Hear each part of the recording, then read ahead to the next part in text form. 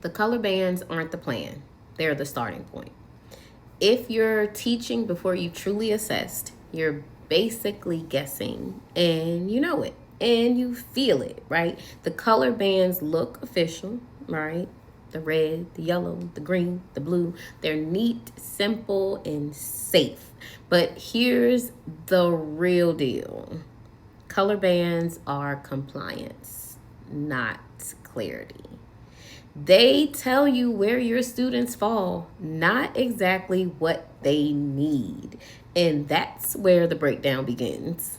Hey, I'm Tamia, founder of the Savvy Educator, where I help teachers, coaches, and school leaders build small group systems that actually move students forward.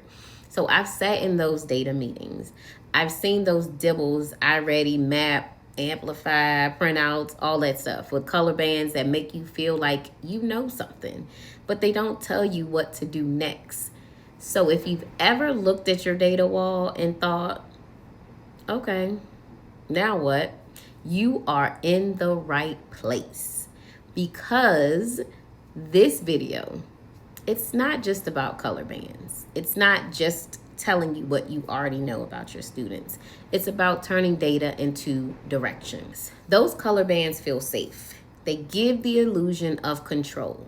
Green means good, red means not. It makes our messy work feel organized. But the problem is, the color isn't the plan, it's just the signal.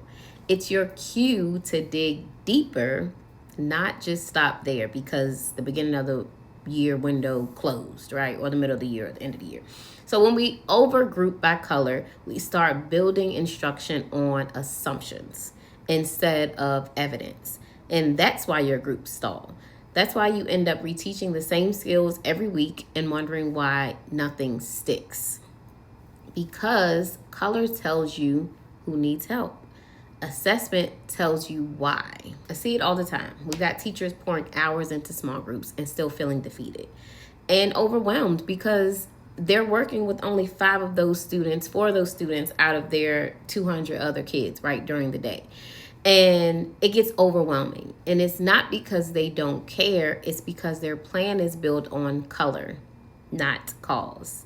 The color is a starting point, but every skill gap needs a name before it gets a strategy.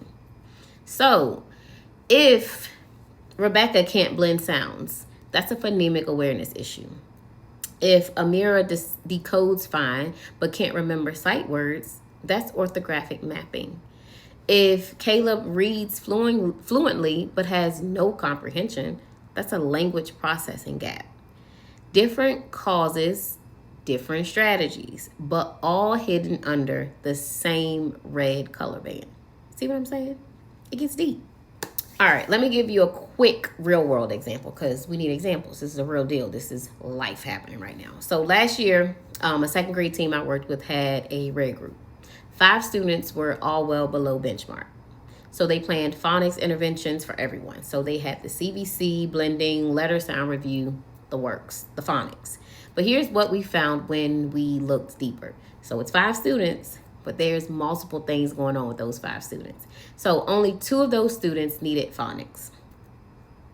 1 needed fluency practice. Another needed just vocabulary work, and 1 was dealing with processing delays that required repetition and visual scaffolds.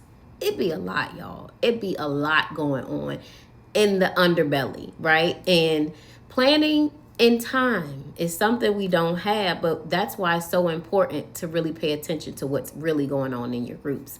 So once they regrouped based on skill, not score, growth finally started happening. We had to shift the groups around.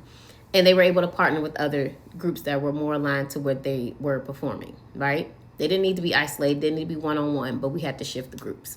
Because when these teachers stopped treating color as a plan, they started treating data as a diagnosis, and movement started to happen.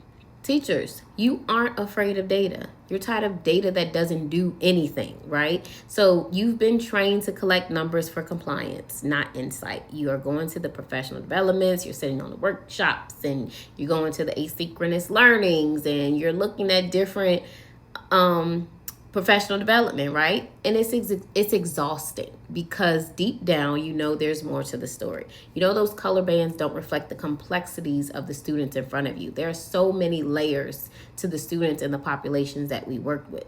And here's the truth. You don't need more reports. You need better interpretation. You need time, you need tools and systems to help you turn numbers into next steps. And that's how we move from compliance to clarity. So here's how you start shifting. Number one, you want to see color as a question, not a label. Red means what skill is breaking this student's reading, and go from there. Number two, you want to use quick micro assessments. 5 minutes, y'all. 5 minutes can tell you what weeks of instruction cannot tell you. Number three, you want to group by skill, not color. Phonological awareness, decoding, fluency, comprehension. These should be your small group anchors. And number four, you want to plan instruction that's diagnostic, not generic, because reteaching everything helps no one. Targeting one skill helps everyone. And this is where your expertise meets your data. This is where you stop guessing and you actually start rescuing. This is exactly what I'll be walking you through inside my small group rescue webinar on October 29th at 7 p.m. Eastern Standard Time. So we'll break down how to read your data like a roadmap so you can group strategically, teach effectively, and finally see measurable progress. And if you're ready for deeper support, I want you to join the VIP session that starts an hour before at 6 p.m. So you'll get the playbook, the replay, and we'll walk through your real class data together in a live Q&A, okay? Because one-on-one is important around here because my kids don't look like your kids don't look like my kids, right?